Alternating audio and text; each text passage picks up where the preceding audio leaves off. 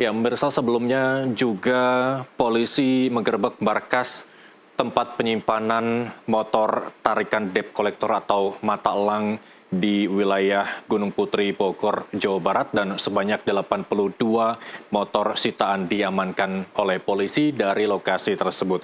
Dan untuk mengetahui bagaimana kronologi penggerebekan dan juga penangkapan 9 yang diduga sebagai debt collector atau mata elang, kami telah terhubung melalui sambungan Zoom dengan AKP Aulia Robi, Kapolsek Gunung Putri. Selamat sore, Pak Kapolsek. Selamat sore. Baik, Pak Kapolsek, ini kemarin juga jajaran Anda membongkar atau menggerebek tempat yang dijadikan gudang penyimpanan motor tarikan oleh debt collector. Tadi juga 9 orang telah ditangkap. Kronologinya seperti apa, Pak Kapolsek? Jadi untuk 9 orang itu yang di wilayah Polsek Gunung Putri, Kabupaten Bogor itu ada 5 orang tersangka. Awalnya dari laporan di call center Mabes Polri, itu ada laporan dari pelapor bernama Saudara Raihan bahwa dia dihentikan kendaraannya di jalan oleh beberapa orang pria yang mengaku dari pihak leasing.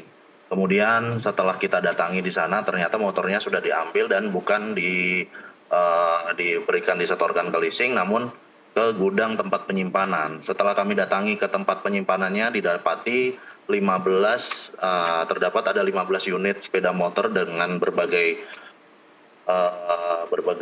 merek dan tipe. Juga dari situ ada korban kedua yang kita dapati, kita ambil keterangannya, kemudian kita menuju ke tempat TKP yang kedua. Di situ kita dapat ada 67 unit sepeda motor juga, sehingga total yang di wilayah kami di Polsek Gunung Putri itu ada 82 unit sepeda motor. Jadi tersangkanya ada 5 orang. Baik, dari keseluruhan tersangka, apakah terafiliasi satu sama lain perusahaan mata elangnya, Pak Kapolsek? Untuk terafiliasi atau tidak, bukan. Karena untuk afiliasi dengan kita sudah cek juga dengan finance juga sampai sekarang belum menemukan bahwa adanya hubungan antara mereka. Baik, ini masih menjadi momok masyarakat, terutama para pengendara sepeda motor yang khawatir atas aksi debt collector atau mata elang ini. Kalau modusnya bisa diinformasikan secara detail sebagai bahan kewaspadaan masyarakat seperti apa, Pak Kapolsek? Jadi untuk apabila ada setiap tindakan aksi premanisme, baik itu yang mengancam atau menyuruh melakukan sesuatu atau tidak berbuat sesuatu, silakan apabila Bapak Ibu merasa terancam, silakan dapat melaporkan kepada call center 110 di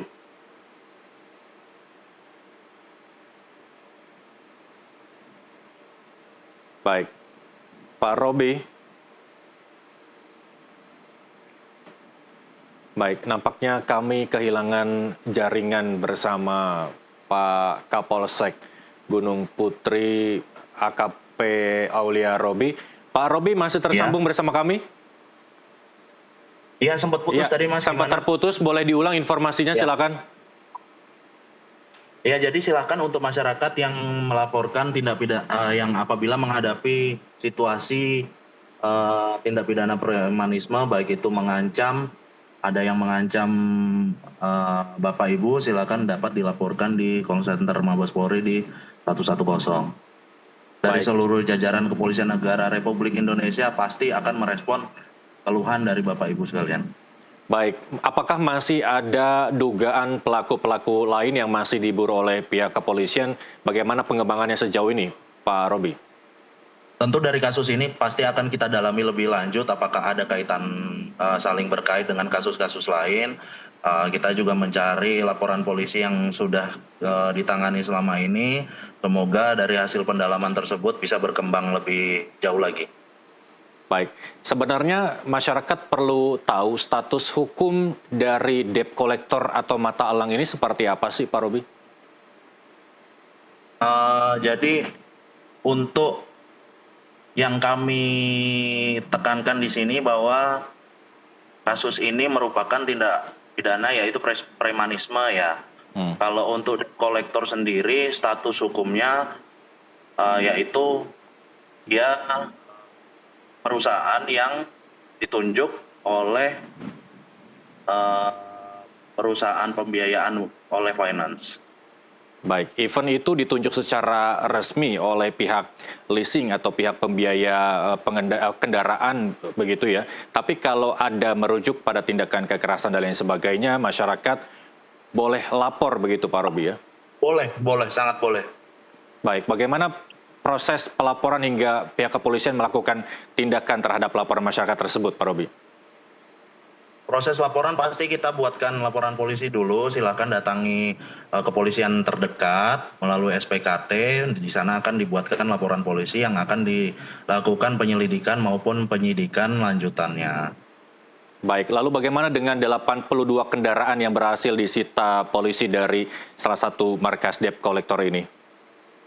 Ya, tentunya masyarakat yang merasa memiliki kendaraan atau merasa silakan dicek, yang warga khususnya Gunung Putri silakan dicek apabila ada kendaraannya yang ada di dalam barang bukti tersebut bisa mengambil dengan menyertakan dokumen kepemilikannya.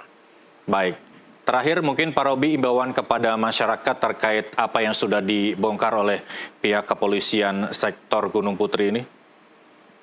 Jadi kepada seluruh masyarakat jangan ragu-ragu untuk melapor apabila terjadi tindak pidana serupa, Anda diberhentikan di jalan, dipepet, atau modus-modus lain silakan dilaporkan kepada kepolisian terdekat, karena apa yang menjadi kekhawatiran Bapak Ibu pasti akan kami respon. Baik, selain tindak kekerasan atau pencurian dengan kekerasan ini yang melibatkan preman berkedok debt collector atau mata elang, kejahatan-kejahatan apalagi yang harus diwaspadai masyarakat, terutama masyarakat di lingkup Gunung Putri, wilayah Anda, Pak Robi? Ya, jadi untuk di wilayah kita di Gunung Putri, modus-modus ini paling banyak memang mengenai mata elang dan pencurian kendaraan bermotor, agar selalu berhati-hati. Silakan selalu komunikasi dengan lingkungan, baik itu RT maupun RW, terhadap segala sesuatu yang mencurigakan, sehingga bisa dihubungkan dengan Babin Kaptipmas agar kita bisa bertindak baik itu secara preventif maupun represif yang akan kita lakukan. Baik, baik. Ini berarti masyarakat bisa mengecek langsung kendaraan yang hilang untuk dicocokkan dengan kendaraan yang ada di Polsek saat ini ya, Pak Robi, untuk bisa diproses kepulangannya begitu? Silakan Pak, silakan. Baik, terima kasih AKP Aulia Robi, Kapolsek Gunung Putri atas kesempatan waktunya bergabung bersama kami di NTV Crime. Selamat kembali bertugas.